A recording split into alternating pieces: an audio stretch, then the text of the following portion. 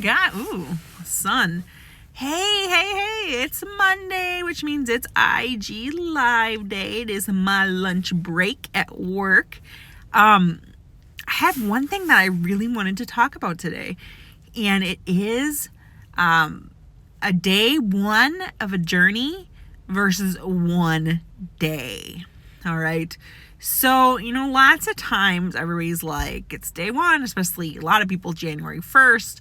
Some people the first Monday of the year, which is today. They're like, this is the first day of my new journey. This is the day I'm going to follow this meal plan. This is the day I'm going to follow this workout program. This is the day one, and then people don't make it all the way through. They restart day one. How about we think about it as one day instead of day one? What I mean by that is this is just one day of your journey, right? This is just one day of my journey. Sure, it is day one of my 60 Days of Bar Blend, but it is the one day of my health and fitness journey because this journey is going to continue past 60 days, right?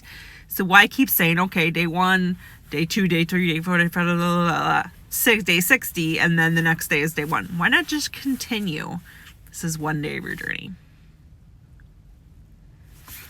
Think about that for a second. Are you on one day of your journey, or are you on day one?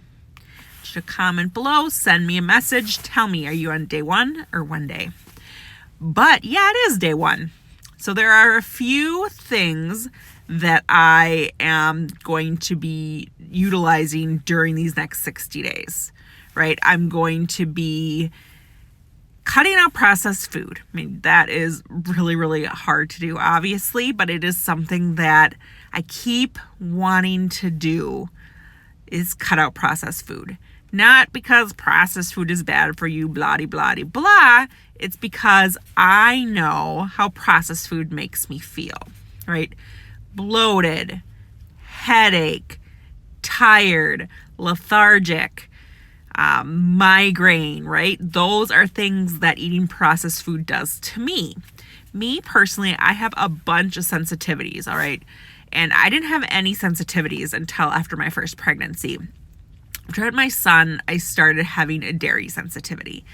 Any kind of dairy would make me bloat up. I can handle small amounts of cheese and butter, but actual milk is a no-go for me.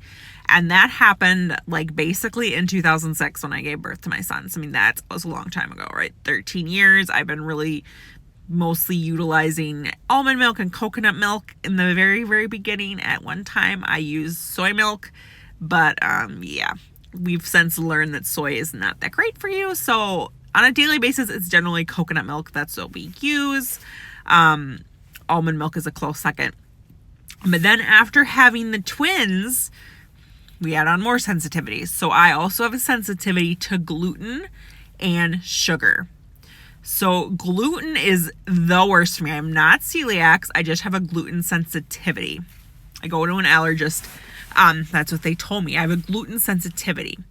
But the sensitivity for me is so bad that I get severe stomach pain, severe stomach cramps.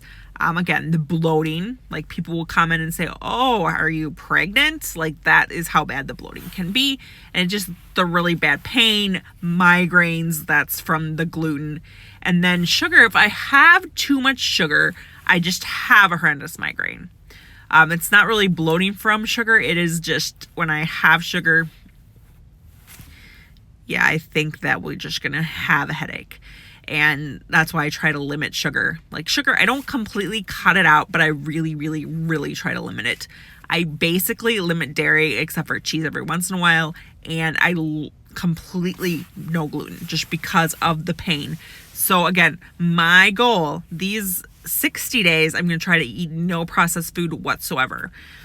So I did something called Last 90 Days where every 30 days you cut out a different food group, right? I cut out soda, I cut out chips, I cut out fast food. Those are things that I cut out for those 90 days. And I'm still trying to cut that out every once in a while. I have had fast food, I'm being honest. But I'm really trying to just not do that. But anyways, I am completely cutting out all processed food in January. And again, I'm hoping to continue that through the rest of the year because processed food is just not good for me. I mean, everybody is different, right? Another really big thing that I'm going to try to do during these 60 days is to at least work out 6 days a week, 5 days being the 5 core days of Barre Blend, and then using at least one day for yoga and like foam rolling, because I have been very, very sore lately. You think that Barre Blend is not intense. Today my legs were literally shaking just from holding down in one of the poses. So guys, it is seriously intense, and my goal is just to not care what other people think and know what's good for my body and is good for me. Because I've had some haters saying, oh, you're not doing extreme workouts anymore. No, I'm not. I have bad knees. I have a bad back. I have plantar fasciitis. I have a bad elbow. So I have lots of joint issues. And my orthopedic doctor suggested yoga, Pilates, or some kind of Barre Blend workout. No, doesn't necessarily say Barre Blend, a barre workout, because barre does have an aspect of it that is physical therapy. So it's going to really work on your hips, your joints, your knees. It's really going to work on opening up that part of you. And that is really what I need. So I'm going to focus on me, what's best for me, and supporting my ladies during this challenge. So yes, it is day 1 of Barre Blend for me, but it's just one day of my journey. So I hope everybody's having a fantastic first Monday of the decade.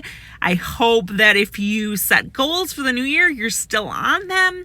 If not, just get back on. Let's do it together. Bye, guys. See you later.